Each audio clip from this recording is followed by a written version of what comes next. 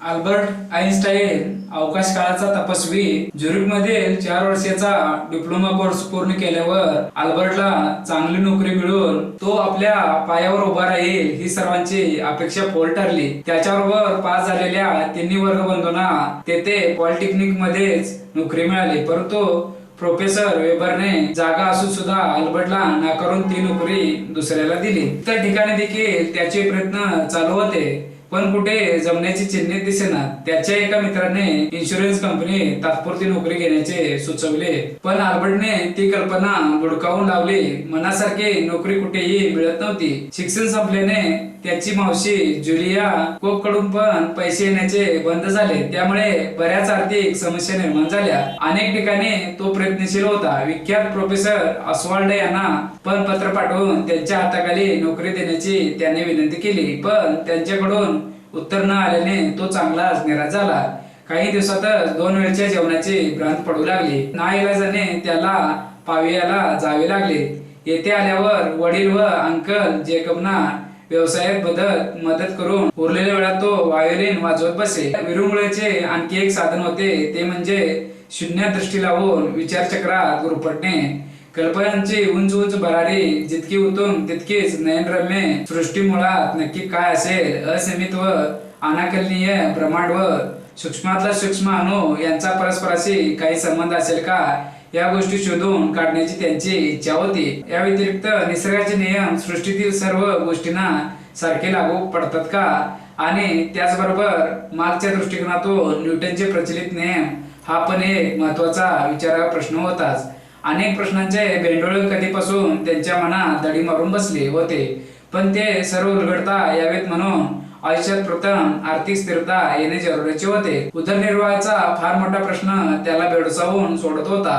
तो स्वतः व हेरमन यांच्या नोकरीच्या गटपटीत होते, पण सगळीकडून नकारंटा वाजत असल्याने तो निराश होईल. काही दिवस घरी घालवल्यानंतर नोकरी शोधण्यासाठी तो झुरिकला परतला. येथे येण्याआधी हेरमन व पॉलिन यांनी त्याची सद्वर्तनी व काळजीपूर्वक राहण्यास पुन्हा एकदा बजावले, कारण झुरिकला नॅचरलायझेशन या खात्याचे गुप्तहेर त्याच्या पातळीवर होते. तोपर्यंत स्विस नागरिकत्व मिळत नाही तोपर्यंत त्याला या देशात नोकरी करणे शक्य नव्हते. सध्या त्याला 21वे वर्ष चालू असले तरी नियमानुसार पालकांच्या परवानगीशिवाय मिलेवाशी लग्न करून त्याला उघडपणे राहता येत नव्हते. थोड्या बहुत खाजगी शिकवण्या करून त्याचा कसाबसा उदरनिर्वाह होईल, परंतु मिळेल ती क्षुल्लक नोकरी पदरात पाडून घेण्यास अजूनही त्याचे मन धजावत नव्हते. पाविया सोडण्यापूर्वी घरी नेहमीप्रमाणे आर्थिक ओढाताण चालूच होती. दोघा भावाने सुरू केलेला मंदीचा कारखाना मंदीत चालत असल्याने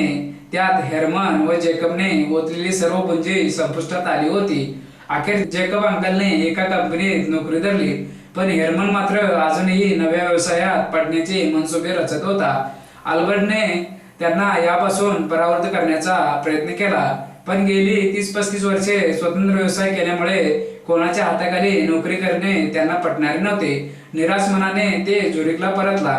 काही महिन्यापूर्वी डिप्लोमा हाती पडताच त्याने झुरिक विद्यापीठाकडे PhD साठी कायनेटिक थिअरी ऑफ गॅसेस या विषयाची मागणी केली होती. ती मंजूर होऊन येताच त्याने प्रबंध लिहिण्यास सुरुवात केली.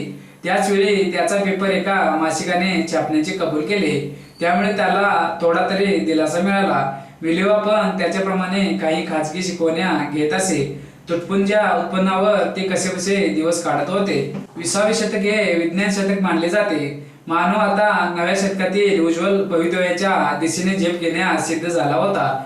जर्मनीमधील किल या शहरात जन्मलेल्या मॅक्स प्लँक या वैज्ञानिकाने 1901 सालच्या अखेरीस आपल्या सिद्धांताद्वारे अभिजात विज्ञानाला जबरदस्त धक्का दिला.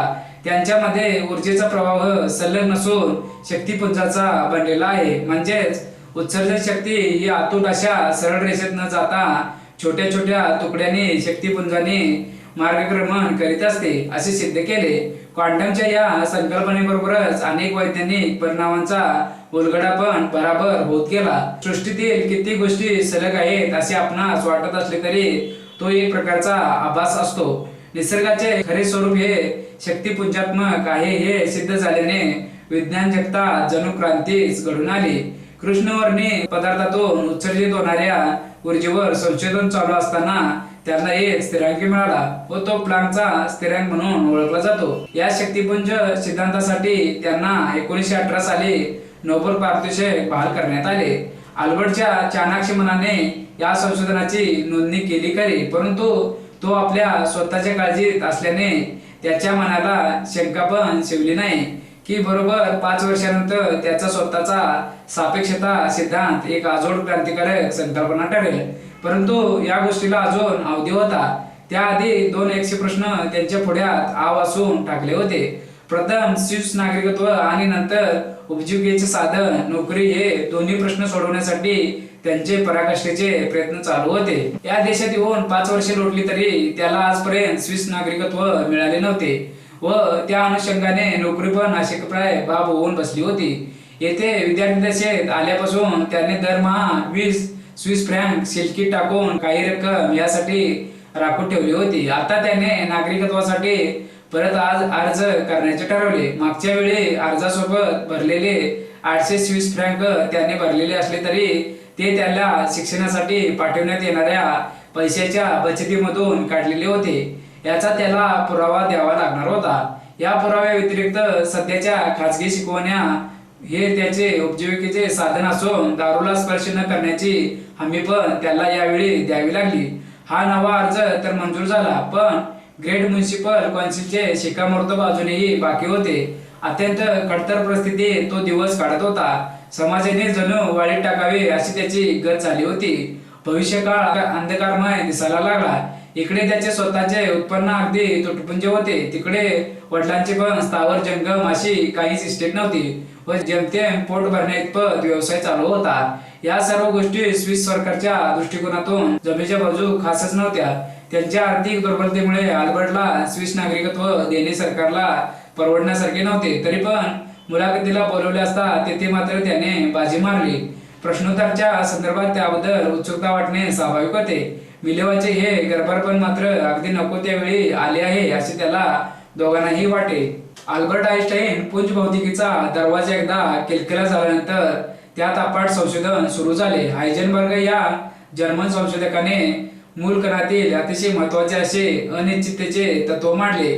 मूलकणाच्या कोणत्याही 2 अवस्थापैकी एका वेळी एकच अवस्था आपल्याला कळते असे ते तत्व आहे। उदाहरणार्थ हे कण नेहमी गतिमान असतात, पण एकाच वेळी एकतर त्यांची गती किंवा ठिकाण यापैकी एकच गोष्ट आपल्याला कळू शकते असे ते साधे सोपे तत्व।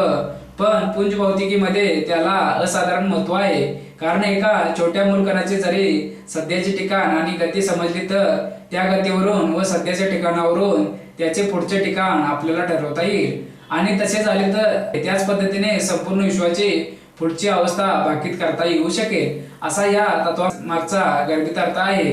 तसेच अवस्था जोवर आपल्याला कळत नाही तोवर तिथे दोन्ही अवस्था अस्तित्वात असतात असाही अर्थ त्यात दडलेला आहे। म्हणजे या साध्या तत्वामागे बरेच कांगोरे आहेत। विचार केल्यास लक्षात येईल की ते अजूनही बरेच काही सांगून जाते। ढाका विद्यापीठात एक भारतीय प्राध्यापक महोदय पुंज ही कल्पना विद्यार्थ्यांना शिकवत होते। 2 नाण्याच्या प्रत्येक 2 अशा एकूण 4 अवस्था येतात, त्यामुळे दोन्ही छाप येण्याची शक्यता 1/4, पण प्राध्यापक महोदयाने एकूण अवस्था 4 ऐवजी चुकून 3च धरल्या, त्यामुळे दोन्ही छाप येण्याची शक्यता आता 1/3 झाली। आणि प्राध्यापक महोदयाचा मग सापेक्षता सिद्धांत, मर्यादित सापेक्षता सिद्धांत 1905 मध्ये अल्बर्ट आइन्स्टाईनने प्रकाशाच्या वेगासंबंधीचा स्थिर सिद्धांत त्यांच्या मर्यादित सापेक्षता सिद्धांतामध्ये मांडला। आइन्स्टाईनने या सिद्धांतामध्ये असे मत मांडले आहे की इतर सारखी कुठलीही गोष्ट अस्तित्वात नाही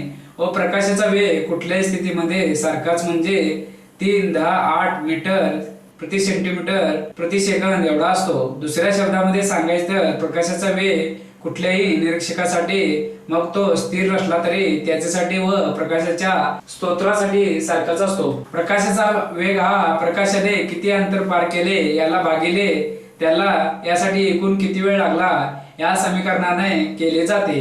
एक स्थिर सिद्धांत मांडण्यासाठी आइन्स्टाईनने वेगाच्या व्याख्येमध्ये असलेले अंतर आणि काळ यांच्या मूळ कल्पना बदलल्या। त्यांनी असे सांगितले की अंतर आणि काळ यांच्यामध्ये आपणास असे गृहीत धरले पाहिजे की कोणतीही गोष्ट प्रकाशाच्या वेगापेक्षा जलद जाऊ शकत नाही। ही गोष्ट कळण्यासाठी त्याने मर्यादित सापेक्षता सिद्धांतामध्ये असे मत मांडले आहे की एखाद्या गोष्टीचे वस्तुमान हे त्या गोष्टीच्या वेगाप्रमाणे वाढते। जेव्हा एखादी गोष्ट प्रकाशाच्या वेगाने प्रवास करीत असेल तेव्हा तिचे वस्तुमान अनंत होते, म्हणजेच प्रचंड वेगाने प्रवास करण्यासाठी प्रचंड शक्तीची गरज असते। आतापर्यंत अतिसूक्ष्म भौतिकशास्त्राच्या प्रयोगामध्ये वेगाप्रमाणे बदलणारे वस्तुमान खूप वेळा पडताळले आहे। प्रकाशाचे कण यांना वस्तुमान नसल्याने ते प्रकाशाच्या वेगाने प्रवास करतात। मर्यादित सापेक्षता सिद्धांतानुसार ज्या गोष्टीपासून मुक्तिवेग हा प्रकाशाच्या वेगा एवढा अथवा त्यापेक्षा जास्त आहे अशी गोष्ट काल्पनिकच असू शकते, कारण प्रकाशाचा वेग हा कोणत्याही गोष्टीपेक्षा जास्त असल्याने अशा काल्पनिक गोष्टीपासून जिच्यापासून मुक्तिवेग प्रकाशापेक्षा जास्त आहे त्यामधून कुठलीही गोष्ट अथवा प्रारण पडणार नाही, त्याद्वारे त्या गोष्टीचे अस्तित्व बाहेरच्या जगास कळेल। म्हणूनच अशी काल्पनिक गोष्ट आपल्या विश्वामध्ये नसू शकते जिच्यावर घडणारी कुठलीच गोष्ट आपणास दिसू शकत नाही अथवा कोणत्याही प्रयोगाद्वारे सिद्ध करता येत नाही। व्यापक सापेक्षता सिद्धांतामध्ये सुरुवातीला असे मानले गेले की गुरुत्वीय बल अशी कुठलीच गोष्ट अस्तित्वात नाही। त्यानंतर अल्बर्ट आइन्स्टाईनला गुरुत्वीय बल या गोष्टीला व्यापक सापेक्षता सिद्धांताचा पुनर्विचार करून त्यामध्ये समाविष्ट करण्यासाठी 12 वर्षे लागली। व्यापक सापेक्षता सिद्धांतामध्ये अशा गोष्टीचा विस्तृत अभ्यास केला जिच्यापासून मुक्तिवेग हा प्रकाशाच्या वेगापेक्षा जास्त आहे। व्यापक सापेक्षता सिद्धांताच्या मते वस्तुमान आकाश आणि काळ यांना वाकवते आणि त्यामुळे तयार झालेला भाग त्या गोष्टीच्या गतीमध्ये बदल घडवते। प्रचंड वस्तुमान असलेल्या गोष्टीचे इतर गोष्टीवरील गुरुत्वीय बलाऐवजी आइन्स्टाईनने आकाश आणि काळ यांना वक्र करणाऱ्या गुरुत्वासंबंधी माहिती दिली आहे, जी एखाद्या गतिशील गोष्टीच्या गतीवर परिणाम करते। आइन्स्टाईनच्या व्यापक सापेक्षता सिद्धांतामध्ये कार्ल श्वार्झशाइल्ड याने प्रकाशाच्या वेगापेक्षा मुक्तिवेग जास्त असलेल्या गोलाकार गोष्टीच्या जवळचे आकाश आणि काळ यांच्यासाठी एक विशिष्ट समीकरण सुचवले। हे विशिष्ट समीकरण त्या काल्पनिक गोष्टीभोवती असलेले गोलाकार कुंपण, ज्यालाच घटनास्थितीज असे म्हणण्यात याचे चित्र स्पष्ट करते। हे कुंपण असे त्रिज्येच्या ठिकाणी असते जिथे मुक्तिवेग हा प्रकाशाच्या वेगाएवढा असतो। या त्रिज्येलाच श्वार्झशाइल्डची त्रिज्या असे म्हणतात। महास्फोट आणि कृष्णविवरासारख्या स्थिती मात्रतापाशी मोठे आणि सूक्ष्म जग एकत्र येते, त्यामुळे बहुतांशी वेळा ही जगते परस्पर भिन्न आणि कधी न भेटणारी भासली तरी या स्थिती मात्रता दोन जगांना एकमेकाशी जोडतात। म्हणूनच या स्थिती मात्रांची दारे उघडता आली की सापेक्षवादाच्या पुढील जगतामध्ये प्रवेश करणे साध्य होईल। या दारापाशी सापेक्षतावाद थांबला तरी खरे पदार्थ विज्ञान मात्र दारापाशी संपत नाही, ते पुढेही असते असायला हवे। या दारामधून पुढे जायचे असेल तर आपल्याला आपल्या काळ आणि अवकाशाबद्दलची संकल्पनाचा पुनर्विचार करून त्या नव्याने घडवण्याची गरज आहे। आपल्याला आपला काळ आणि अवकाशाबद्दलच्या संकल्पनाचा पुनर्विचार करूनही त्या नव्याने घडवण्याची गरज आहे। गेल्या दशकभरात या क्षेत्राच्या नव्या घडणीमध्ये पेन स्टेट मधील institute of gravitational physics and geometry च्या वैज्ञानिकांनी भरीव कामगिरी केली आहे। ऐतिहासिक कारणासाठी त्यांच्या या घडणीला लूप क्वांटम ग्रॅव्हिटी असे नाव मिळाले आहे। सापेक्षतावादामध्ये कालावकाशाचे अखंडत्व गृहीत धरले जाते, तर नवीन घडणीमध्ये असे मानले जाते की सापेक्षतावाद हे संपूर्ण सत्य नसून सत्याच्या जवळ जाणारे केवळ एक ग्रहितक आहे। नवीन घडणीनुसार सापेक्षतावादाचे ग्रहितक हे प्लँकच्या श्रेणीपाशी मोडून पडेल। प्लँकची श्रेणी म्हणजे असे अंतर जे न्यूटनला गुरुत्व स्थिरांक, पुंजवादातील प्लँकचा स्थिरांक आणि प्रकाशाचा वेग यांचा वापर करून काढता येते। प्लँक श्रेणी अगदी सूक्ष्म अंतरे विचारात घेते। प्रोटॉनच्या त्रिज्येच्या सुमारे 20 घाताने लहान असलेल्या अंतराचा या श्रेणीमध्ये समावेश होतो। पृथ्वीवरील सर्वात सक्षम भारित कण त्वरणाकामध्ये सुद्धा एवढ्या सूक्ष्म अंतराचा विचार करण्याची गरज पडत नाही। त्यामुळे जिथे कालावकाशाचे अखंडत्व लागू होते आणि सापेक्षवादही लागू होतो, इतर काही परिस्थितीमध्ये मात्र हे अखंडत्व लागू करता येत नाही। उदाहरणार्थ महास्फोटाच्या आधीच्या बिंदूपाशी आणि कृष्णविवरापाशी हे अखंडत्व फाटलेले असते, त्यामुळे अशा ठिकाणी पुंजवादातील कालावकाश वापरावे लागतात, म्हणजेच लूप क्वांटम ग्रॅव्हिटी तिथे लागू होते। पुंज कालावकाश म्हणजे काय? उदाहरणार्थ तुम्ही वाचत असलेला हा कागदच घ्या. हा कागद अगदी अखंड भासतो, मात्र आपल्याला माहित आहे की हा कागद अणूंचा बनलेला आहे.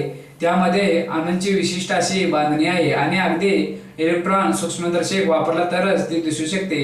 आईन्स्टाईनने आपल्याला शिकवले की भूमिती ही केवळ एक संकल्पना नाही, तर तिला पदार्थाबरोबरच भौतिक अस्तित्व आहे. त्यामुळे या भूमितीमध्ये अणूंची एक ठराविक बांधणी असायला हवी. या बांधणीचा अभ्यास करण्यासाठी Penn State institute of gravitation physics and geometry या संस्थेमध्ये तसेच जगभरातील इतर वैज्ञानिकांनी सापेक्षतावाद आणि पुंजवाद एकत्र आणला आणि त्यातून पुंज भूमितीची निर्मिती झाली. ही पुंज भूमिती पुंज कालावकाशाचे विश्लेषण व स्पष्टीकरण करते. कृष्णविवरांच्या ठिकाणी कालावकाश इतके ताणले जाते की ते पाडतेच. पुंज भौतिकी हा एक अत्यंत नेमका असा सिद्धांत आहे. या सिद्धांतातील मुख्य घटक ज्यांना भूमितीचे मूलभूत उत्तेजक असे म्हणतात ते एकमित आहेत. पातळ कापड जरी द्विमितीय आणि अखंड भासले तरी ते एकमित धागे उभे आडवे गुंफून तयार झालेले असते. सापेक्षवादाचे कालावकाश हे चतुर्मित भासत असले तरी ते पुंज भूमितीच्या एकमित असलेल्या मूलभूत उत्तेजकाच्या विशिष्ट गुंफणीने बनलेले असतात. ही मूलभूत उत्तेजके म्हणजे कालावकाशाच्या कापडातील मुख्य पुंज धागे. स्थितिमात्रापाशी या पुंज धाग्यांचे काय होते? स्थितिमात्रापाशी कालावकाशाने अखंडत्व भंगते. जिथे तिथे पुंज धाग्यांची विशिष्ट गुंफणीही भंगते. तिथे कालावकाशाचे कापड फाटलेले असल्यामुळे अखंडाला लागू होणारे पदार्थ विज्ञान तिथे कमी पडते. मात्र पुंज धागे जिथे अस्तित्वात असल्यामुळे त्याला लागू होणारे विज्ञान तिथे काम करत राहते. आईन्स्टाईनच्या सूत्रामध्ये पुंज धाग्यासाठी बदल केला की ती सूत्रे अशा ठिकाणीही वापरता येतात. ही सूत्रे अशा ठिकाणी काय घडते याचे विश्लेषण आणि स्पष्टीकरण करू शकतात. कालावकाशाचे अखंडत्व आपण बरेचदा गृहीत धरतो, त्यामुळे त्यासाठीचे विज्ञान वापरण्याची आपल्याला सवय झालेली असते. स्थितिमात्रापाशी मात्र आपल्याला ह्या सवयी बदलाव्या लागतात, कारण तिथे कालावकाशाचे अखंडत्व नसते. तिथे नव्या संकल्पनांना अंगीकाराव्या लागतात, नवे विज्ञान लागू करावे लागते. ह्या नव्या साहसामध्ये पुंजवादाची सूत्रे आपल्यासाठी मार्ग निर्माण करण्याचे, आपल्याला मार्ग दाखवण्याचे काम करतात. ह्या नव्या विज्ञानाच्या बांधणीचा वापर करता गेली 3 वर्षे पेन स्टेट व जर्मनीतील अल्बर्ट आईन्स्टाईन संशोधन संस्थेमध्ये महास्फोटाचे विश्लेषण करण्याचे काम सुरू आहे. कालावकाशाचे अखंडत्व मानणारी आईन्स्टाईनची भागशा विकलक सूत्रे बदलून तेथे गुरुत्व पुंजवादामधील पुंज भूमितीचा खंड रचना मांडणारी फरक सूत्रे घालण्याची गरज असल्याचे त्यातून अधोरेखित झाले. महास्फोटाच्या अगदी जवळचा भाग सोडल्यास इतरत्र सापेक्षतावादाची सूत्रे ही मूलतः सूत्रापेक्षा अधिक चांगल्या प्रकारे काम करतात. महास्फोटाच्या अगदी जवळच्या भागामध्ये मात्र ती काम करेनाशी होतात. प्लँकच्या प्रांतामध्ये कालावकाशाची वक्रता ही खूप तीव्र झाली तरी ती अनंत होत नाही. तेथे गुरुत्व हे प्रतिकर्षक बनते आणि सापेक्षतावाद कोलमडतो. मात्र आईन्स्टाईनच्या सूत्रातील पुंजवादासाठी केलेला बदल आपल्याला अखंडाकडून स्थित मात्रेच्या मार्गे भूमिती आणि पदार्थाच्या पुंजरचनेकडे घेऊन जातो. प्लँक प्रांताबाहेर महास्फोटाच्या दुसऱ्या बाजूला मात्र सापेक्षवादातील अखंडत्व लागू होते. महास्फोटाचे केलेले हे विश्लेषण जर योग्य असेल तर विश्वाच्या उगमाच्या बाबतीत आपली संकल्पना आणि विश्वाचा उगम नक्की कधी झाला या प्रश्नाचे उत्तर आपल्याला थोडे बदलावे लागेल. आईन्स्टाईनने आपल्याला शिकवलेल्या कालरचनेनुसार विश्वाची सुरुवात झाली ही महास्फोटाच्या वेळी नव्हे, तर किंचित नंतर महास्फोटानंतर जेव्हा काल आणि अवकाश विलग न राहता त्यांचे अखंडत्व निर्माण झाले तेव्हा विश्वाची सुरुवात झाली. मात्र सुरुवात झाली म्हणजे काय, तर विश्व हे बिंदुवत न राहता विश्वाला सीमा निर्माण झाले. अशी सीमा जिच्या पलीकडे पदार्थ विज्ञान काम करेनासे झाले. अशी जर आपली सुरुवातीची व्याख्या असेल तर मात्र सापेक्षवाद देईल त्यापेक्षा वेगळेच उत्तर आपल्या हाती येईल. अधिक परिपूर्ण अशा सिद्धांतामध्ये मात्र विश्वाला सुरुवात अशी नसेलच, कारण महास्फोटाच्या पूर्वीच्या बिंदुवत वस्तुमान आणि आनंद घनता असलेल्या विश्वाचे स्पष्टीकरण आपण गुरुत्व पुंजवादाच्या सहाय्याने करू शकू. म्हणजे महास्फोटापूर्वी पुंज धाग्याच्या स्वरूपात विश्व अस्तित्वात होते असे म्हणता येईल. अल्बर्ट आईन्स्टाईन इसवी सन 1901 ते इसवी सन 1955, अमेरिकेत इसवी सन 1940 ते इसवी सन 1955. धर्म, ज्यू, कार्यक्षेत्र भौतिकशास्त्र, झुरिक विद्यापीठ, चार्ल्स विद्यापीठ Prague, Prussian academy of sciences, कार्यसंस्था कायसर विल्यम इन्स्टिट्यूट, लायडन विद्यापीठ, इन्स्टिट्यूट फॉर ॲडव्हान्स स्टडी, प्रशिक्षण एटीएच झुरिक ख्याती सापेक्षतावाद भौतिकशास्त्राचे नोबेल पारितोषिक पुरस्कार कॉपली पदक इसवी सन 1925, मार्क्स प्लॅंक पदक इसवी सन 1929, अल्बर्ट आइन्स्टाईन मार्च 14 इसवी सन 1879, एप्रिल 18 इसवी सन 1955 हे एक सैद्धांतिक भौतिकशास्त्रज्ञ होते आणि सार्वकालीन सर्वश्रेष्ठ वैज्ञानिकांपैकी एक म्हणून ते गणले जातात. सापेक्षतावादाचा सिद्धांत, विशेष सिद्धांत, सामान्य सिद्धांत, प्रकाशीय विद्युत परिणाम, पुंज भौतिकी, विश्वशास्त्र, विश्वरचनाशास्त्र वगैरे क्षेत्रामध्ये त्यांनी विशेष योगदान दिले आहे. त्यापैकी प्रकाशीय विद्युत परिणाम या सिद्धांतासाठी आणि त्यांच्या सैद्धांतिक भौतिकशास्त्राच्या सेवेसाठी इसवी सन 1921 साली त्यांना नोबेल पुरस्कार देऊन सन्मानित केले गेले. आइन्स्टाईन यांना त्यांच्या सापेक्षवादाच्या सिद्धांतानंतर जगभर अफाट प्रसिद्धी मिळाली आणि ते जगातील प्रसिद्ध चेहऱ्यापैकी एक बनले. आइन्स्टाईन या नावाचा अनेक ठिकाणी वापर होऊ लागला. त्या प्रकारामुळे वैतागलेल्या आइन्स्टाईन यांनी अल्बर्ट आइन्स्टाईनचे व्यापार चिन्ह म्हणून नोंदणी केली. एका शास्त्रज्ञाला त्यांची इतकी प्रसिद्धी असणे आणि त्यामुळे होणारे परिणाम याचा अनुभव नसावा. आज बुद्धिमत्ता आणि आइन्स्टाईन हे एक प्रकारचे समीकरणच बनले आहे. चरित्र, बालपण. अल्बर्ट आइन्स्टाईन यांचा जन्म जर्मनी देशातील बुटबर्ग मधील उल्म या गावामध्ये झाला. उल्म स्टुटगार्ड पासून सुमारे 100 किलोमीटर अंतरावर आहे. त्यांचे वडील हार्मन आइन्स्टाईन हे व्यवसायाने विक्रेता होते आणि त्यांनी नंतर विद्युत रासायनिक पदार्थाशी निगडीत कारखाना काढला. अल्बर्टच्या आईचे नाव पॉलिन होते आणि त्या गृहिणी होत्या. ते एक ज्यू कुटुंब होते. अल्बर्ट तेथील एक कॅथलिक प्राथमिक शाळेत शिकले आणि त्यांच्या आईच्या आग्रहामुळे त्यांना व्हायोलिन व तंतुवाद्याचे काही धडे घेतले. 5 वर्ष वयाचा असताना अल्बर्टला त्यांच्या वडिलांकडून एक होकायंत्र भेट मिळाले आणि त्या होकायंत्राच्या सुईवर रिकाम्या जागेतील काहीतरी गोष्टीचा प्रभाव पडत आहे ही गोष्ट त्यांना उमगली. नंतरच्या आयुष्यात अल्बर्ट त्या अनुभवाचा उल्लेख त्याच्या आयुष्यातील सर्वात महत्वाच्या अनुभूतीमधील एक सांगत असे. शाळेतील दिवस. अल्बर्ट यांना शाळेतील दिवसात धीम्या गतीने शिकणारा समजण्यास येत असे. कदाचित या मागील कारण आरोग्यविषयक बाबींशी निगडीत असावे, परंतु सापेक्षवादाच्या सिद्धांताचे काही श्रेय त्यांनी त्यांच्या धीम्या गतीने शिकण्याला दिले, कारण इतरांच्या तुलनेत काळ आणि अवकाश उशिराने शिकल्यामुळे ते एक प्रकारचे प्रगत पद्धतीने विचार करू लागले. दंतकथा. अल्बर्टच्या धीम्या गतीने शिकण्याला एक दंतकथा जोडली गेली. अल्बर्ट हे गणित विषय गच्चे होते आणि त्या विषयात वारंवार नापास झाल्याने त्यांच्या शिक्षकाने त्यांना त्या कारणास्तव शाळेबाहेर काढले. पुढे जेव्हा सापेक्षवादाच्या सिद्धांतानंतर त्या शिक्षकाने त्यांचे प्रामाणिक मत व्यक्त केले की अल्बर्ट सारखा मुलगा असा शोध लावेल हे तेव्हा स्वप्नातही वाटले नाही आणि आताही ते खरे वाटत नाही. परंतु त्यामागील खरे कारण असे आहे की त्या वर्षी श्रेणी बदलाच्या नव्या नियमामुळे थोडा गोंधळ उडाला होता. त्यामुळे या दंतकथेचा जन्म झाला असावा. जर्मनीतून स्थलांतर. इसवी सन 1933 साली आइन्स्टाईनने अडॉल्फ हिटलर यांच्या नेतृत्वाखाली वाढत्या नाझी शक्तीचा प्रभाव लक्षात घेऊन जर्मनीतून अमेरिकेत हलायचे ठरवले. अल्बर्ट आइन्स्टाईन यांचा सापेक्षता सिद्धांत. त्यांच्या मनात आलेल्या या नव्या सिद्धांताचा आइन्स्टाईन पाठपुरावा करू लागले. त्यांच्या मते हा सिद्धांत अवकाश व काळ यावर परिणाम करणारा नव्हता. ऊर्जा व वस्तुमान यांना अंकुचन गुण लागू करताना काही बदल करावे लागले असते. प्रवाशांना अवकाशातील वेग जसा वाढत जातो त्यानुसार वस्तुमान व ऊर्जा अंकुचित न होता वाढत जाते. ही वाढ अंकुचन गुणकाच्या व्यस्तकाप्रमाणे होत राहील. पदार्थ जेव्हा स्थिर स्थितीत असतो तेव्हा वस्तुमान व ऊर्जा यात फरक पडणार नाही, परंतु चलित अवस्थेत वस्तुमान व ऊर्जा यांच्यात वाढ होत राहील. जितका वेग जास्त तितकी जास्त ऊर्जा.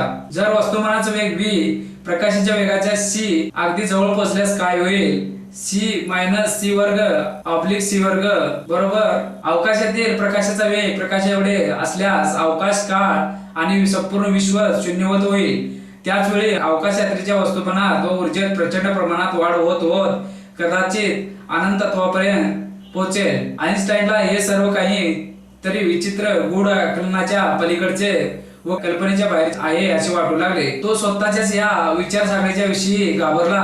हा सिद्धांत बरोबर ठरल्या जगातील कुठलीही वस्तू प्रकाश वेगाने जाऊ शकणार नाही हे मात्र निश्चित याची त्याला खात्री झाली. वयाच्या 16व्या वर्षापासून विचार करत असलेल्या या 25तील तरुणाला अजूनही अंधारात चाचपडावे लागत होते. हाती काही लागत होते, परंतु प्रश्न डोक्यातून जात नव्हता. विद्युत चुंबकीय तरंगाच्या अंतरंगात आपण कधीच डोकावून पाहू शकणार नाही हा विचार त्याला अस्वस्थ करू लागला. त्यामुळे आपल्या सिद्धांताविषयी तो समाधानी नव्हता. परंतु काही महिन्यातच त्याला या सर्व प्रश्नांची उत्तरे सापडू लागली. मुळात वस्तुमान व ऊर्जा या गोष्टी वेगवेगळ्या आहेत हे गृहीतक चुकीचे होते. विज्ञानाला वस्तुमान व ऊर्जा अविनाशी आहेत याची कल्पना होती. हे दोन्ही अक्षयतेच्या नियमाला बांधील होते व त्यांचे अंकुजन व प्रसरण एकाच प्रकारे होत असते हेही त्यांना माहित होते. यावरून वस्तुमान व ऊर्जा हे परस्पर पूरक व परिवर्तनीय आहेत हे एका निसटत्या क्षणी त्यांच्या ध्यानात आले. एकच व्यक्ती जसे कपडे बदलतो, एकदा पार्टीचे कपडे एकदा क्रीडांगणावरील कपडे, त्याचप्रमाणे वस्तुमान व ऊर्जा एकमेकाची जागा घेऊ शकतात. त्यांना वेगवेगळे समजण्याचे कारण नाही. वस्तुमान व ऊर्जा यांची तुलना अलीकडे शोध लागलेल्या चुंबकत्व व विद्युत प्रमाणे आहेत किंवा अमेरिकन डॉलर्स व ब्रिटिश पाऊंडासारखे आहेत. दिसायला या नोटा वेगवेगळ्या वाटत असले तरी विनिमय दरासाठीची ती साधना आहेत व दोन्हींचा उपयोग खरेदी विक्रीसाठी होतो असे ढोबळ मानाने म्हणता येईल. जरी हा विचार थोडासा अस्पष्ट व धूसर वाटत असला तरी यात कुठल्याही प्रकारचा अंदाजाचा अंश नव्हता. याचाच विचार करत असताना वस्तुमान व ऊर्जा यांच्यातील विनिमय दर काय असेल याचा विचारात तो बुडून गेला. त्यासाठी पुन्हा एकदा विद्युत चुंबकीय तरंगावर स्वार होऊन काल्पनिक अंतरिक्ष प्रवासाला निघाला. त्यांच्या मते तो बसलेल्या गाडीच्या वस्तुमानातील वाढ वा घट हे सर्वस्वी गाडीचा वेग जास्त होतो की कमी होतो यावर अवलंबून असणारा एम हे गाडीचे वस्तुमान व व्ही त्याचा वेग असल्यास वस्तुमान कमी होण्याचे प्रमाण. गणिती भाषेत हे जरी योग्य असले तरी व्यावहारिक पातळीवर त्याचे वस्तुमान या प्रमाणात कमी होणार. उदाहरणार्थ 1 लिटर दूध पाव लिटर कमी होणे म्हणजे 1000 मिलीलिटर भागिले 1250 मिलीलिटर एवढे असेल. त्याचप्रमाणे वस्तुमानातील घट हे समीकरण लिहून काढत असताना त्यांना शाळेत शिकलेल्या गतिज ऊर्जेच्या समीकरणाची आठवण झाली. गतिज ऊर्जा बरोबर E बरोबर 1/2 इंटू mv स्क्वेअर. यावरून वस्तुमानातील घट ही गतिज ऊर्जा भागिले c वर्ग एवढी असेल. म्हणजेच ऊर्जा बरोबर mc स्क्वेअर हे समीकरण तयार होईल. निसर्ग, वस्तुमान आणि ऊर्जा यांच्या दैनंदिन व्यवहारासाठी हा विनिमय दर वापरत असेल याची आईन्स्टाईनला खात्री पटली. वस्तुमान व ऊर्जा यांच्यातील परस्पर संबंधाचे सूत्र इतके सोपे, साधे व सरळ असल्याचा त्याला फार आनंद झाला. तत्वज्ञानाच्या जडबांबाळ कल्पनेतून विश्वाला बाहेर काढण्याचे समाधान मिळाले. वस्तुमान व ऊर्जा यांच्यात अदलाबदल होऊ शकत असल्यामुळे विज्ञानाला अक्षयतेविषयी 2 समीकरणांची गरज भासणार नाही. सैद्धांतिकरित्या वस्तुमान नष्ट करून ऊर्जेत बदल करू शकतो, त्याचप्रमाणे ऊर्जेला नष्ट करून वस्तुमानात रूपांतरित करू शकतो. त्यामुळे विश्वातील ऊर्जा व वस्तुमान यांची बेरीज कधीच बदलणार नाही. त्यामुळे ऊर्जा व वस्तुमान यांच्या अक्षयतेचे एकच समीकरण असेल. आईन्स्टाईनच्या या विश्वात विज्ञानाला अ पुढे जातो का ब याच्याशी काही संबंध नसून सापेक्ष वेग त्याच्या महत्वाचा ठरतो. याचबरोबर विश्व व्यवहारातील कमी वेगाने घडणाऱ्या घटनांवर आईन्स्टाईनच्या विशिष्ट सापेक्षता सिद्धांताचा अत्यंत कमी प्रमाणात परिणाम होईल. गणितीय दृष्ट्या ताशी हजारो किलोमीटर वेगाने जाणाऱ्या गाड्याच्या संदर्भात सुद्धा अंकुचन गुणन फारच कमी असल्यामुळे होत असलेला बदल लक्षात सुद्धा येणार नाही. रोजच्या व्यवहारात अवकाश, काल, पदार्थ व ऊर्जा यांच्यावर आईन्स्टाईनच्या सापेक्षता सिद्धांताचा काही परिणाम जाणवणार नाही. चंद्रावर सोडलेल्या अवकाशयानाचा वेग ताशी 40,000 किलोमीटर असला तरी त्यांच्या अंकुजन गुणांक 5 × 10⁻12 एवढे असल्यामुळे होणारा बदल फारच सूक्ष्म पातळीवर असेल. अवकाशयानातील प्रवाशाच्या मोजमापातील बदल अगदी क्षुल्लक असेल. आईन्स्टाईनची विज्ञानाविषयीची उत्सुकता, त्यांच्या डोक्यातील विचार प्रयोग, त्यासाठी त्यांनी घेतलेले परिश्रम व खर्ची घातलेले बाल्य व तारुण्याचा काळ यांची ही फलश्रुती पुढे 30 ते 40 वर्षात जगाला बदलून टाकणारी ठरेल याची कल्पना त्या काळी कुणीच करू शकले नसते. ऊर्जेची भूक 19व्या शतकातील औद्योगिक क्रांतीमुळे माणसाची ऊर्जेची भूक वाढत चालली होती. विद्युत शक्तीच्या प्रचंडतेची जाणीव झाली होती. त्यासाठी लाकूड, तेल, दगडी कोळसा इत्यादी जाळून ऊर्जेची भूक भागवली जात होती. लाखो वर्षापूर्वी जंगल जाळून जमिनीच्या गर्भात तयार झालेल्या दगडी कोळशाने विद्युत उत्पादनाला हातभार लावत असला तरी हा दगडी कोळसा कधी ना कधी तरी संपणार याची कल्पना सर्व संबंधितांना होती. शिवाय दगडी कोळशाची औष्णिक क्षमता कमी असल्यामुळे इंधन म्हणून फार थोड्या प्रमाणात त्याचा वापर करावा लागतो. अत्युच्च प्रतीचा 1 किलो वजनाचा कोळसा जाळल्यास फार तर एका बल्बसाठी 4 तास प्रकाश देण्याइतकी ऊर्जा तयार होईल. परंतु आईन्स्टाईनच्या सिद्धांताप्रमाणे दगडी कोळशाचे रूपांतर राग, धूर, दूषित वायू इत्यादी ऐवजी संपूर्णपणे ऊर्जेत परावर्तित केल्यास 4 तासाऐवजी 1,68,000 कोटी तास प्रकाश देणे इतकी ऊर्जा मिळू शकेल व हे एक दिवा स्वप्नच ठरू शकेल. हाच धागा पकडून वैज्ञानिक संशोधन करत असताना आईन्स्टाईनच्या सिद्धांताच्या शोधानंतर 34 वर्षांनी कमीत कमी वस्तुमान वापरून मुबलक प्रमाणात ऊर्जा मिळवण्याच्या तंत्रज्ञानाचा शोध लागला. बेक्वेरेलच्या विकिरणाच्या शोधापासून युरेनियमच्या विभाजनापर्यंतचा हा विज्ञान तंत्रज्ञानाचा अभूतपूर्व प्रवास आईन्स्टाईनच्या सिद्धांताचा साक्षीदार आहे. परंतु या सिद्धांताचा दुरुपयोग करत अण्वस्त्र निर्मितीतून शहर बेचिराख केलेली उदाहरणं सुद्धा आपल्या समोर आहेत. अणुयुग म्हणून संबोधलेल्या या कालखंडात मानववंश विनाशाच्या उंबरठ्यावर उभा होता. भरपूर साठा असलेल्या अण्वस्त्राची टांगती तलवार मानवी वंशाच्या डोक्यावर आहे. विज्ञान तंत्रज्ञानाचा वापर कशासाठी, चांगल्यासाठी की वाईटासाठी ठरवणे माणसाच्या हातात आहे. हेच या कालखंडाने अधोरेखित केले. एकीकडे अण्वस्त्र स्पर्धा व दुसरीकडे अणुशक्तीच्या शांततेसाठी प्रचंड प्रमाणात ऊर्जेची निर्मिती करण्यासाठी वापर हा द्वंद्व आईन्स्टाईनच्या वृद्धत्वाच्या काळात पिच्छा सोडत नव्हता व आजही हा प्रश्न तितकाच ज्वलंत आहे. अणुशक्तीच्या सुरक्षिततेच्या समस्यांची भर पडत आहे. यातून काय मार्ग निघू शकेल यावर या जगाचे भवितव्य ठरणार आहे. ध्येयनिष्ठ अल्बर्ट आइन्स्टाईनने विज्ञानाची दिशा बदलून टाकली होती. प्रतिभाशक्तीचा अत्युच्च आविष्कार म्हणजे आइन्स्टाईनचे सिद्धांत. आपल्याच मौजमस्तीत जीवन व्यतीत करणाऱ्या या दिगंत कीर्तीच्या महर्षीने एकदा एका संस्थेकडून मिळालेल्या मानधनाचा $1500 चेक घाईघाईने ते वाचत असलेल्या पुस्तकात खून म्हणून ठेवला होता. नंतर ते पुस्तक कुणाला तरी वाचायला म्हणून दिलं होतं. आतल्या त्या चेकसह एकदा त्यांना एक पेपर क्लिप हवी होती. त्यांनीच लिहिलेल्या निबंधाचे सुटे सुटे कागद एकत्र लावण्यासाठी, पण पेपर क्लिप काही सापडेना. शेवटी बऱ्याच शोधानंतर एक क्लिप सापडली, पण ती जराशी वाकडी होती. पण ती क्लिप सरळ करायचे प्रयत्न सुरू झाले. मध्येच कधीतरी त्यांच्या मित्राला पेपर क्लिपचे एक बॉक्स सापडले. त्यांनी त्यातली एक नवी कोरी क्लिप काढून दिली. ती घेऊन आइन्स्टाईन तिच्याच मदतीने मगाचीच वाकडी पिन सरळ करू लागले. ते पाहून तो मित्र चाटत पडला. तो म्हणाला, अरे आता कशासाठी ही वाकडी पिन सरळ करतोय? आहेत ना बॉक्स भरून नव्या कोऱ्या पिना. त्यावेळी या जगप्रसिद्ध शास्त्रज्ञाने दिलेले उत्तर त्याला नररत्नाच्या रांगेत नेऊन बसवणार आहे. आइन्स्टाईन म्हणाले, एकदा का मी एखाद्या ध्येयाच्या मागे लागलो की त्या ध्येयापासून मला साक्षात परमेश्वरही विचलित करू शकणार नाही. शेवटी त्यांनी ती वाकडी क्लिप सरळ करून तीच वापरली. मुद्दा क्लिपचा नाही, मुद्दा आहे जिद्दीचा, ध्येयनिष्ठेचा. अशी ध्येयनिष्ठा माणसेच जग बदलू शकतात. भौतिक शास्त्रात क्रांती घडवून आणणाऱ्या बुद्धिमान शास्त्रज्ञ अल्बर्ट आइन्स्टाईन यांचा मेंदू आयपॅडवर ऍप्लिकेशन म्हणून $9.99 डाउनलोड करता येऊ शकतो. हे विशेष ऍप्लिकेशन नुकतं सुरू करण्यात आलंय. आइन्स्टाईनच्या मेंदूच्या मोठ्या प्रतिमेला आधीच्या तुलनेत अधिक सोपं करण्याचं शास्त्रज्ञांनी ठरवलं आहे. इंडिपेंडेंट आयई या वेबसाईटवर दिलेल्या माहितीनुसार 1955 मध्ये आइन्स्टाईनच्या मृत्यूनंतर त्यांच्या मेंदूचे काप केले गेले होते. हे काप सुमारे 350 नाजूक आणि बहुमूल्य स्लाइडच्या फंडिंग शिकागोमध्ये विकसित केले जात आहे.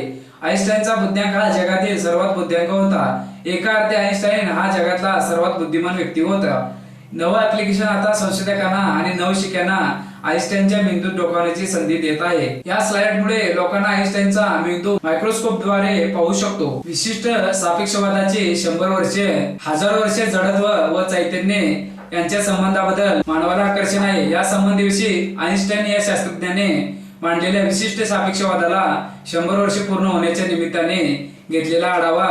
100 वर्षापूर्वी आइन्स्टाईन या शास्त्रज्ञाने सापेक्षवादाचा सिद्धांत मांडून वैज्ञानिक क्षेत्रामध्ये खळबळ माजवली. खरे तर लहानपणी आइन्स्टाईन अत्यंत अबोल असल्यामुळे तो मुका आहे की काय अशी शंका येत असे.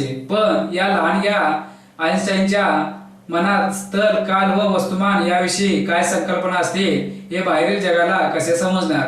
आइन्स्टाईनने दिलेल्या एका मुलाखतीत वयाच्या 16व्या वर्षी विशिष्ट सापेक्षतावादाविषयी विचारास प्रारंभ केल्याचे सांगितले. एखादा मूलभूत सिद्धांत जेव्हा एखादा महान शास्त्रज्ञ मांडतो त्यावेळेस त्यामागची पूर्वपीठिका ही तितकीच महत्वाची असते.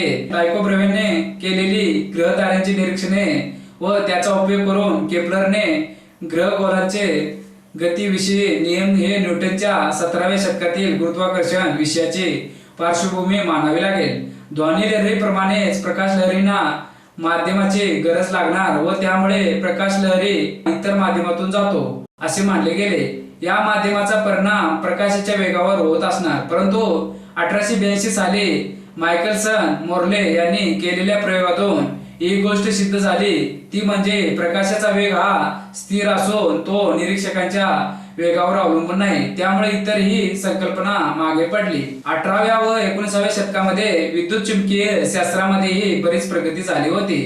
फॅरेड व अँपियर या शास्त्रज्ञांनी विद्युत चुंबकीय क्षेत्रामध्ये परस्परांमधील संबंध प्रस्थापित केले होते. प्रकाश लहरी या विद्युत चुंबकीय लहरीच होत अशी कल्पना ही दृढ झाली होती. 19व्या शतकाच्या शेवटी मॅक्सवेल या शास्त्रज्ञाने विद्युत चुंबकीय क्षेत्रामधील संबंध गणितीय भाषेत मांडला. तीच मॅक्सवेलची समीकरणे म्हणून प्रसिद्ध आहेत. परंतु मॅक्सवेलची समीकरणे न्यूटनच्या गतिशास्त्रामधील नियम मानावयास तयार नव्हती.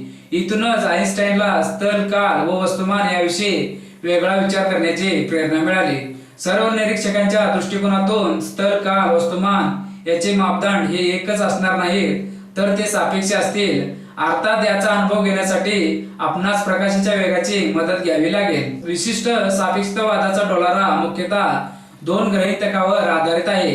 ते म्हणजे विश्वातील अंतिम वेग हा प्रकाशाचा असून कोणती वस्तू प्रकाशाच्या वेगापेक्षा जास्त वेगाने धावू शकणार नाही, आणि विज्ञानाचे नियम व स्थल हे कालनिरपेक्ष हवेत. विज्ञानास उपयोजिता विज्ञान यावर न्यूटन प्रणीत गतिशास्त्राचा 300 वर्ष इतका प्रभाव होता की सुरुवातीच्या काळात आईन्स्टाईनने मांडलेला विशिष्ट सापेक्षवाद हा वैज्ञानिक लोकांना एक गूढ वाटत असे. मग सामान्य लोकांना ती एक कवी कल्पना वाटल्यास नवल नाही. हजारो वर्षे जडत्व व चैतन्य यांच्या संबंधाबद्दल माणसाला आकर्षण आहे. विज्ञानाचा उदय होण्यापूर्वी धर्ममार्तंड व तत्वज्ञानी लोकांनी या विषयात बरेच योगदान दिले आहे. या संबंधीविषयीचे बरेच वादविवाद झाले आहेत. 20व्या शतकात विशिष्ट सापेक्षतावादाने जगाला दिलेली देणगी म्हणजे ऊर्जा व वस्तुमान यामधील अनन्य संबंध. ती समीकरणे प्रसिद्ध आहेत. स्थल व काल यांचा अनन्य संबंधी विशिष्ट सापेक्षतावादामध्ये प्रस्थापित झाल्यामुळे चतुर्मिती व विश्वाची संकल्पना मांडली गेली. प्रत्यक्ष दिसणारे विश्व म्हणजे असंख्य घटनांचा समुदाय असे मानल्यास एखादी घटना विश्वात कोट्याने केव्हा घडते हे समजणे महत्वाचे आहे. विशिष्ट सापेक्षतावादाचा मूलभूत पाया प्रकाशाचा वेग असल्यामुळे खगोलशास्त्र, भौतिकी व अवकाश तंत्रज्ञान क्षेत्रामध्ये या विषयाला अनन्यसाधारण महत्व प्राप्त झाले आहे. या क्षेत्रामध्ये तारे व ग्रहांमधील अंतरही प्रकाश वर्षात मोजतात. तारे का प्रकाशतात याचे गूढ माणसाला बरेच वर्ष पडलेले आहे. विशिष्ट सापेक्षवादानेही हे गूढ उकलण्यास मदत केली आहे. प्रकाशाच्या वेगापेक्षाही अधिक वेगाने धावणारे मूलभूत कण हे या विश्वात अस्तित्वात असावेत काय या विषयावरही गेल्या 100 वर्षात बरेच संशोधन झाले आहे. भारतीय संशोधन प्राध्यापक सुदर्शन यांनी या विषयात योगदान दिले आहे. अर्थात अशा संशोधनाला अजून प्रायोगिक तत्वावर मान्यता मिळालेली नाही. निसर्ग आपले गूढ लवकर उकलत नाही. भविष्यात तंत्रज्ञानामध्ये होणाऱ्या प्रचंड प्रगतीमुळे प्रकाशाच्या वेगापेक्षा अधिक वेगाने धावणारे कण अस्तित्वात असल्याचे सिद्ध झाले तरी विशिष्ट सापेक्षवादाचा सिद्धांत हा कालबाह्य ठरणार नाही, तर तो नवीन संशोधनाचा एक भाग असेल. विशिष्ट सापेक्षवादालाही काही मर्यादा आहेत. विशिष्ट सापेक्षवादातून जुळ्यांचा भास निर्माण झाला. विशिष्ट सापेक्षवादामध्ये निरीक्षकाकडून कुठलेही बळ अथवा प्रेरणा असता कामा नये, परंतु अशी स्थिती विश्वात असणार नाही. गुरुत्वाकर्षण ही सर्वव्यापी प्रेरणा आहे. विशिष्ट सापेक्षवादामधूनच पुढे 10 वर्षांनी म्हणजेच 1915 साली आईन्स्टाईनने सामान्य सापेक्षतावाद सिद्धांत जगापुढे मांडला. सामान्य सापेक्षवादाच्या सहाय्याने विज्ञानाच्या विविध शाखांमध्ये तसेच खगोल व भौतिक शास्त्रामध्ये संशोधन करणाऱ्या राष्ट्रीय व आंतरराष्ट्रीय स्तरावर फार मोठा वर्ग आहे. विशेषतः भारतामध्ये सापेक्षवादामध्ये संशोधनाला गती देण्याचे काम ज्यांनी केले त्यामध्ये डॉक्टर जयंत नारळीकर यांचे वडील रँगलर विष्णुपंत नारळीकर, गुजरात विद्यापीठाचे माजी कुलगुरू PC वैद्य, कलकत्त्याचे प्रेसिडेंट कॉलेजचे माजी प्राध्यापक चौधरी यांचा वाटा मोठा आहे. सापेक्षतावाद अत्यंत सोप्या भाषेमध्ये सांगायचं झालं तर अ आणि ब व्यक्तींचे वय सुरुवातीला सारखे मानू. प्रवासाच्या गतीच्या रिलेटिव्ह गतीने जर अ व्यक्तीने प्रवास केला आणि ब व्यक्ती स्थिर आहे तर अ च्या प्रवासानंतर हे जाणवते की ब चे वय अ च्या वयापेक्षा जास्त आहे. अ ने वेळ वाचवला आहे, म्हणजेच प्रकाशाच्या गतीने गेल्यास वेळ वाचतो आणि म्हणूनच म्हणतात की प्रकाशाच्या गतीने तुम्ही प्रवास केला तर तुम्ही भविष्यात जाऊ शकाल. सापेक्षता हा सिद्धांत ह्यापेक्षा जास्त सांगतो. समजा अ आणि ब जुळे भाऊ आहे, दोघांचे शारीरिक गुणधर्म सारखे आहेत, ते दोघे सारखेच विचार करतात. आपण वेळेचे एक वैचारिक युनिट बनवूया. समजा अ ला मनात एक चित्र काढण्यासाठी एक चित्र एवढा वेळ लागतो, ते चित्र मनात काढण्यासाठी ब ला सुद्धा एक चित्र एवढा वेळ लागतो. हे युनिट वैचारिक आहे व त्यामुळे कुठल्याही ग्रहावर किंवा कुठल्याही वातावरणात याच्यावर परिणाम होणार नाही. आता या दोघांची कोडे सोडवण्याची क्षमता सारखीच आहे. म्हणजे त्यांना एक कोडे विचारले असता ते दोघे डोळे बंद करतात आणि बरोबर 1000 चित्र एवढा वेळ झाला की त्यांनी ते कोड सोडवलेले असते आणि ते डोळे उघडतात. अ आणि ब हे दोघे आता पृथ्वीवर आहेत. अ ला अंतरिक्ष प्रवासासाठी यानाने पाठवले आहे. ब हा पृथ्वीवरच थांबणार आहे. अ चे यान प्रकाशाच्या वेळेच्या रिलेटिव्ह गतीने जाते. अ चे यान सुरू होणार आहे आणि त्याला व ब ला ते कोडे विचारतो. कोडे ऐकल्यावर दोघे डोळे बंद करतात. अ चे यान सुरू होते. अ चे जेव्हा इथे कोडे सोडवून संपते तेव्हा ते यान पृथ्वीवर परत येणार आहे.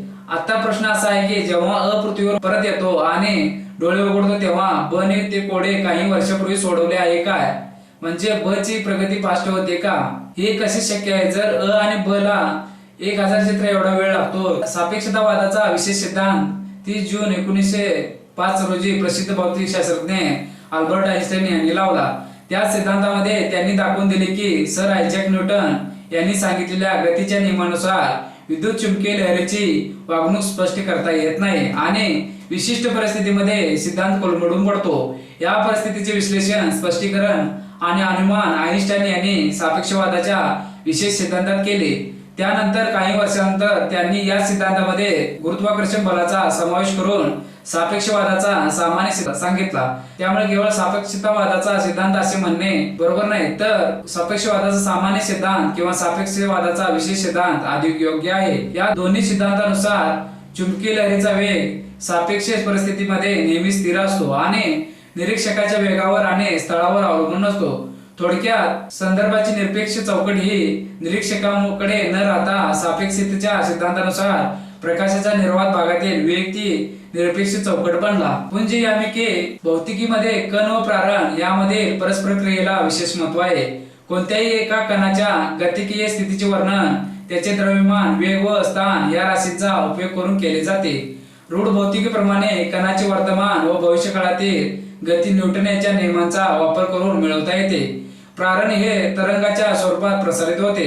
तरंग लांबी, कंपनता व प्रसारण वेग या राशीच्या सहाय्याने प्रारणाचे वर्णन केले जाते. प्रकाशासारख्या विद्युत चुंबकीय प्रारणाचे विवेचन मॅक्सवेल यांनी प्रथम सूत्रबद्ध केलेल्या 8 अवकल समीकरणाच्या सहाय्याने करता येते. H.A. लॉरेन्ट्झ यांनी दाखवल्याप्रमाणे इलेक्ट्रॉन सारख्या विद्युत भार असलेल्या कणाच्या आंदोलनामुळे विद्युत चुंबकीय तरंग अथवा प्रारण उत्सर्जित केले जाते. या उलट प्रारण पदार्थावर पडले असता त्यापैकी काही ऊर्जेचे शोषण होते. इलेक्ट्रॉन सारख्या द्रव्य कणावर विद्युत अथवा चुंबकीय क्षेत्रे लावले असता त्यांच्या गतीत होणाऱ्या बदलाचे न्यूटन यांच्या रुळलेल्या गती नियमानुसार स्पष्टीकरण करता येईल. आधुनिक काळात प्रारण व कण यांच्या परस्पर क्रियेविषयी असे काही आविष्कार सापडले की त्यांचे विशेषीकरण न्यूटन व मॅक्सवेल लॉरेन्झ यांच्या रूढ मीमांसेप्रमाणे करणे शक्य नव्हते. कृष्ण पदार्थात हारात्मक आंदोलन असतात आणि ते आकाशात प्रारण उत्सर्जित करतात व त्यावर पडणाऱ्या सर्व प्रारणांचे शोषण करतात. आंदोलकांची ऊर्जा NhV एवढी असू शकते व हा आंदोलक ऊर्जेचे उत्सर्जन Hv या पुंजाच्या पटीतच करू शकतो असे मार्क्स प्लँक यांनी दाखवले. प्रकाश विद्युत परिणामात धातूमधील इलेक्ट्रॉन बरोबर जेव्हा प्रकाश प्रक्रिया करतो तेव्हा अल्बर्ट आइन्स्टाईन यांच्या मीमांसेनुसार तो इलेक्ट्रॉन दानास Hv एवढी ऊर्जा एकाच क्षणी पुरवू शकतो. यावरून साधारण तरंगाप्रमाणे प्रकाशामधील ऊर्जा अवकाशात पसरत जात नसून ते एकत्रित स्वरूपात राहते असे सिद्ध होते. क्वांटम परिणामामध्ये प्रकाश व इलेक्ट्रॉन यामध्ये परस्पर आघात होतो त्यावेळी प्रकाश Hv ऊर्जा व Hv/c समवेग असणाऱ्या कणाप्रमाणे वागतो असे आढळले. नील्स बोर यांच्या मीमांसेप्रमाणे हायड्रोजन अणूमधील इलेक्ट्रॉन काही ठराविक ऊर्जेचा स्वीकार करू शकतो. अशा प्रकारे ऊर्जा स्वीकारून उत्तेजित झालेला इलेक्ट्रॉन परत आपल्या नीच ऊर्जा पातळीवर येतो तेव्हा तो मिळालेली ऊर्जा प्रारणाच्या स्वरूपात उत्सर्जित करतो. E1 - E2 बरोबर Hv या समीकरणाने या प्रारणाची कंपनता मिळते.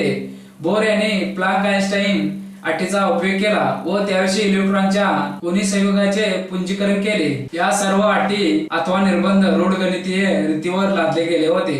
रूढी गणन आणि या अटी यामधील सैद्धांतिक संबंध स्पष्ट होत नव्हता आणि हे निर्बंध काय येतात याचे स्पष्टीकरण मिळत नव्हते। बोर यांच्या मीमांसेमुळे सैद्धांतिक विवेचनात आश्चर्यकारक प्रगती झाली। याबद्दल शंका नसली तरी ती मध्ये काही उणिवा होत्या हे तितके स्पष्ट होते। उदाहरणार्थ या मीमांसेप्रमाणे वर्णपट रेषांची तीव्रता, त्यांची सूक्ष्म रचना, अद्वितीय रेणूंची परिभ्रमणी वर्णपट या विशदीकरण समाधानकारकपणे करता येत नव्हते। ज्या प्रणालीमध्ये अनेक कण आहेत ज्यांच्या रचनेचे जैस सैद्धांतिक विश्लेषण करण्याकरता बोर पद्धती उपयोगी पडत नाही असे आढळते। यानंतर थोड्याच काळात ली व्हिक्तॉर द ब्रॉग्ली यांनी असे दाखवले की प्रत्येक गतिमान इलेक्ट्रॉन अथवा ध्रुव्याबरोबर तरंग लांबी तरंग निगडीत असतात। या तरंगामुळे इलेक्ट्रॉन व अणूसारख्या द्रव्य कणांचे प्रकाश तरंगाप्रमाणे विवर्तन हा आविष्कार मिळू शकतो।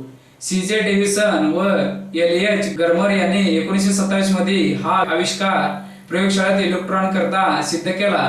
असेच प्रयोग न्यूटन हायड्रोजन अणू या बाबतीत करण्यात आले आहेत। यावरून एकाच वेळी कण व तरंग ही दोन्ही स्वरूपे या कणांना आहेत असा जर कोणी निष्कर्ष काढला तर तो चुकीचे ठरेल। वरील प्रयोगावरून एवढेच दिसते की कणांचा संवेग व त्यांची अवकाश सहनिर्देशन यामध्ये एक मूलभूत आवर्ती संबंध आहे। असाच आवर्ती संबंध त्यांची ऊर्जा व काल यामध्ये मिळतो।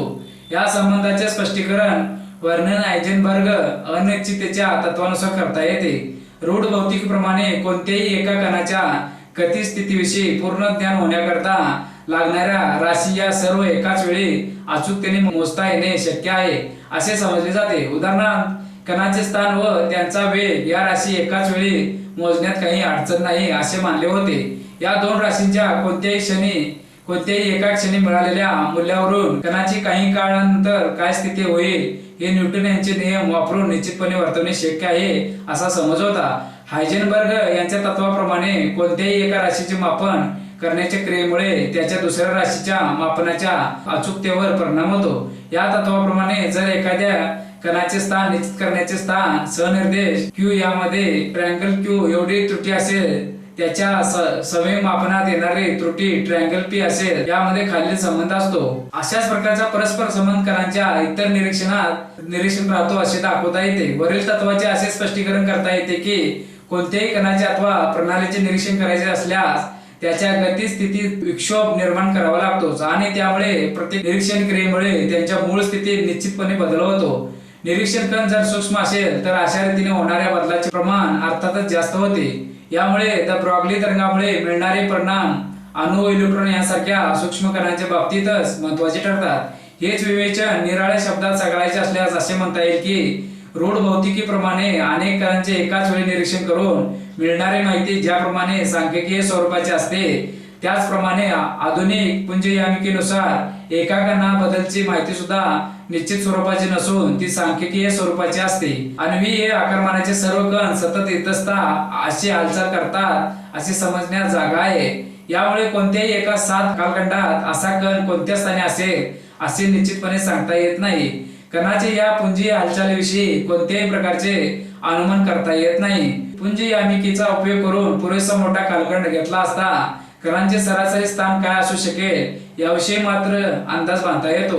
गणितीयरित्या मिळालेल्या माहितीची प्रत्यक्षा तुलना करायची असेल तर अनेक कणांचे एकाच वेळी निरीक्षण करून किंवा एका कणांचे निरनिराळ्या वेळी निरीक्षण करून प्रयोगाद्वारे माहिती मिळवावी लागेल। उदाहरणादाखल असे समजू की एका प्रणालीत 10 कण असून ते एका उद्गम बिंदूपासून निरनिराळ्या अंतरावर पसरलेले आहेत। निरीक्षण करून पाहिले असता समजा आपणास असे आढळते की 10 पैकी 5 कण बिंदूपासून 3 सेमी अंतरावर आहेत, 2 कण 4 सेमी अंतरावर तर 3 कण 5 सेमी अंतरावर आहेत। आता प्रणालीत एकच कण आहे असे समजले तर उद्गम बिंदूपासून 3 सेमी अंतरावर असण्याची त्याची संभाव्यता 5/10 एवढी राहील। ही माहिती सांख्यिकीय स्वरूपाची आहे असे म्हटले जाते कारण ती आपणास निश्चित उत्तर न मिळता संभाव्यतेचे मूल्य फक्त मिळते। अनेक कणांचे निरीक्षण करून मिळालेली माहिती अशा प्रकारे सांख्यिकीय स्वरूपाची असते हे लक्षात येते। याचे स्पष्टीकरण हायड्रोजन अणूमधील इलेक्ट्रॉन अणुकेंद्रकापासून निरनिराळ्या आरी अंतरावर असण्याची पुंजयामिकेप्रमाणे मिळणारी सापेक्ष संभाव्यता दाखवली आहे। बोर यांच्या पहिल्या कक्षेतील इलेक्ट्रॉन ए अंतरावर असतो असे गृहीत धरले आहे. या ठिकाणी इलेक्ट्रॉन सापडण्याची संभाव्यता महत्तम आहे. केंद्रापासून 2 अंतरावर असण्याची संभाव्यता कमी असून ती एवढी आहे. ही माहिती सांख्यिकीय स्वरूपाची आहे. विशदीकरण असे करता येते. एकरूप अशा अनेक हायड्रोजन अणूंचे निरीक्षण करून त्यातील इलेक्ट्रॉन्सचे केंद्रापासूनचे अंतर मोजले तर या सर्व प्रदत्तावरून संभाव्यता मिळते. पुंज यामिकेच्या साहाय्याने या संभाव्यतेचे सैद्धांतिकरित्या मूल्यमापन करता येते. त्यामुळे एका ठराविक क्षणी व स्थानी नक्की काय होईल हे पुंज यामिकेचा उपयोग करून वर्तवता येत नाही. ज्या निरनिराळ्या घटना घडणे शक्य असते त्यांच्या सापेक्ष संभाव्यता काय राहतील याचे मूल्यमापन या यामिकेप्रमाणे करता येते. द ब्रॉग्ली यांची परिकल्पना याच परिस्थितीचा परिपोष आहे. वर उल्लेख केलेल्या सर्व गोष्टीवरून असा निष्कर्ष निघतो की इलेक्ट्रॉन अणू इत्यादी सारख्या सूक्ष्म द्रव्यकणांकरता त्यांच्या प्रारणाबरोबर होणाऱ्या परस्पर क्रियेचे वर्णन करण्याकरता रूढ भौतिकी शास्त्र अपुरी पडते. अल्बर्ट आइन्स्टाईन हा एक जगावेगळा संशोधक होता. जर्मन राज्यकर्ते कट्टर ज्यू विरोधी होते. किती विरोधी? प्रचंडच. नाझी राजवटीने इसवी सन 1945 या कालावधीत 60 लाखाहून जास्त ज्यू लोकांची निग्रोन कत्तल केली होती. खोट्या कारणावरून ज्यूंची धरपकड करणे, त्यांना तुरुंगात डांबणे, धमक्या देणे, छळ करणे, मारहाण करणे चालूच होते. याचा फटका सुप्रसिद्ध शास्त्रज्ञ अल्बर्ट आइन्स्टाईन यांनाही बसला होता. जर्मनमध्ये आइन्स्टाईन विरोधी संघटना स्थापन झाली होती. जर्मन मधले 100 नामवंत लेखक एकत्र आले.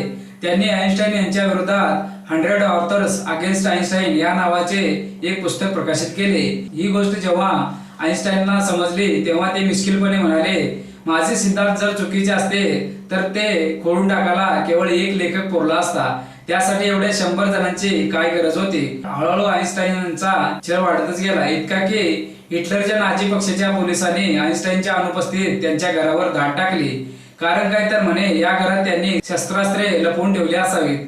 प्रत्यक्षात ब्रेड कापण्याच्या सुरीखेरीज त्या घरात तसल्या प्रकारचं एकही शस्त्र पोलिसांना मिळालं नाही.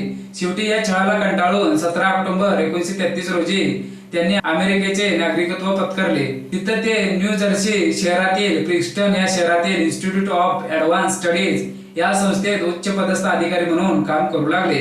विश्वाचे कोडे उलगडणारा हा विलक्षण प्रतिभा संपन्न माणूस, पण आर्थिक व्यवहाराबद्दल मात्र तो किती अजाण होता हे याच इन्स्टिट्यूटच्या संदर्भात घडलेल्या एका घटनेवरून लक्षात येते. आइन्स्टाईन यांनी या संस्थेत नोकरी करावी अशी ऑफर घेऊन संस्थेचे एक उच्च पदाधिकारी जेव्हा आइन्स्टाईन यांना भेटायला गेले होते तेव्हा त्यांनी आइन्स्टाईन यांना विचारले, सर आपल्या वेतनाबाबत आपल्या काय अपेक्षा आहेत? आपण हा प्रश्न जगातील त्या काळच्या एका सर्वोच्च वैज्ञानिकाला विचारतो आहोत याचं भान त्या अधिकाऱ्याला होतच. पण तरी सुद्धा आइन्स्टाईन यांनी सांगितलेला आकडा ऐकून तो ताडकन उडालाच.